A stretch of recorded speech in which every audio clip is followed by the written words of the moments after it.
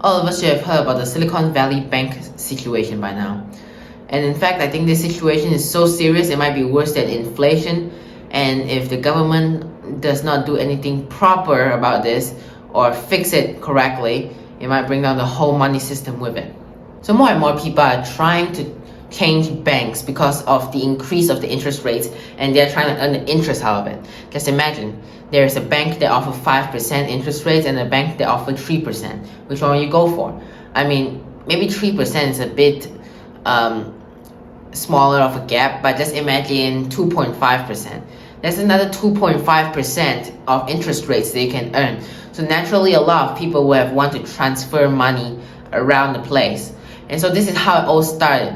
When the Fed increased too much interest rates, not too much, but also announced that they want to increase interest rates up to 5.5, a lot of people want to transit banks.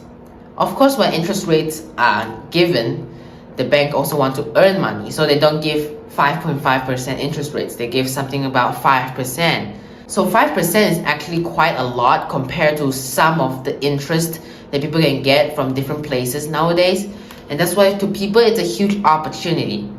So many people has transit the money from this Silicon Valley Bank to other banks. So according to Google, a minimum amount of money the bank must have inside the bank is 0.10%, which is extremely low, because when somebody only has 0.10% in their bank account, for example, or in their savings, in the total of how much they earn, then when they have an emergency, they don't have enough. Well, you can ask, where did the rest of the money go? Well, most of them go to loans or bonds. Bonds they have invest in to get interest out of it. That's how the bank earn money. And loans are to borrow people money, so they can earn money from interest as well. So that's the problem. In the current bank's situation is that a lot of the banks have very little amount of money in their banks as a optimum amount. It used to be around 50% in the past, and then they lower it until 0.10%, which is absurdly low.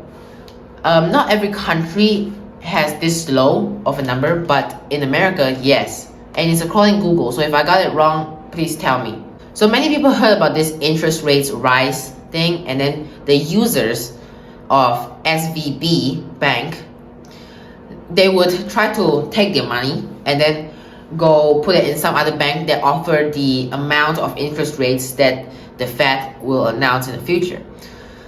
So when many people try to take money and they only have 0.10% amount in their bank, they were unable to give it to their people. Do you understand? So it gets worse when people ask for their money from the bank, and the bank says, "Oh, wait, we're sorry, but we need some time to get it back to you because our money is currently in investment." Of course, they don't say that, but they say, "Oh, sorry, we'll get your money to you, but there will be a delay," meaning that they don't have the money at hand currently, which strikes a very fear in the people's heart. When they heard this, they're like, "Oh no, what happened to my money? Where did it go? I need to get my money back now, because what if it disappears, you know?" And this kind of things would spread a lot. And when they spread, everybody would just be thinking, "Oh, will my money just die with the bank?" Well, if I put 100% of my money in the bank, I don't want it to just die with it. I don't want to go bankrupt together with the bank, right? So what they do is they try to get their money out as fast as possible. So now it's not just a small amount of crowd that they cannot pay back, but a huge amount of people that heard about these rumors try to get their money out just for the sake of saving their money, not just for the interest rates anymore.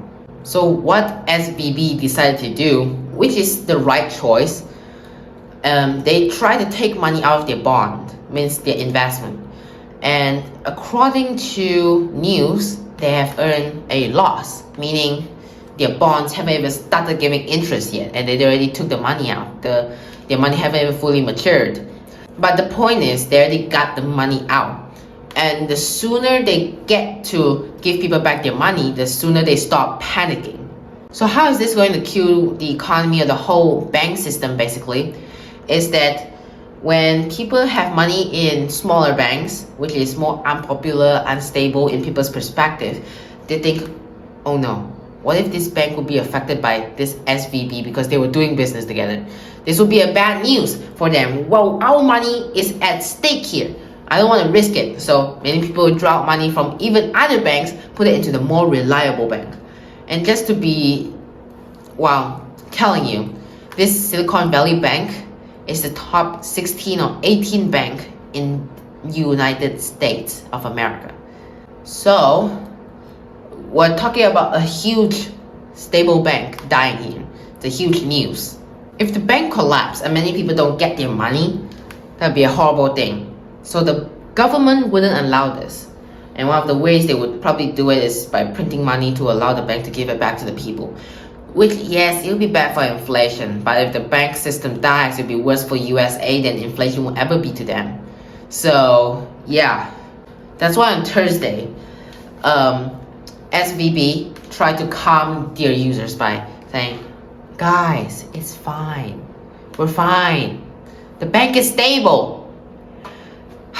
For context, whenever a bank tell you that they are stable and nothing's going on, something's going on really bad, because banks are actually stable and they don't need to tell you that. And when they do, means actually something is going on and it's probably really bad. So on Friday, the government just like, okay, I take over. Nobody's able to take money from this bank anymore. And in the meantime, just sit, relax for a while. Of course, the people won't relax, but just like sit, we're gonna figure something out on Monday. We're gonna tell you guys what we're gonna do, and we'll tell you guys about it. By that time, they're probably just printing trillions just to give back money. Probably not trillion, but a lot of money. You can just imagine it. I mean, by the end, you just have to try to guess what the government's gonna do so you can be ahead of time. But some people think that it's really weird. How could the government and the Fed both miss it? How could they? I mean, it's literally their job to keep an eye on it. And the bank literally had this crisis caused by the Fed increasing interest rates. How could they not see this coming? That's why many people find this situation really weird. But yeah, if you appreciate the content, you like it, please like and subscribe. Comment down below what you think. Agree, disagree, or did I say something wrong? And I'll see you in the next one. Bye.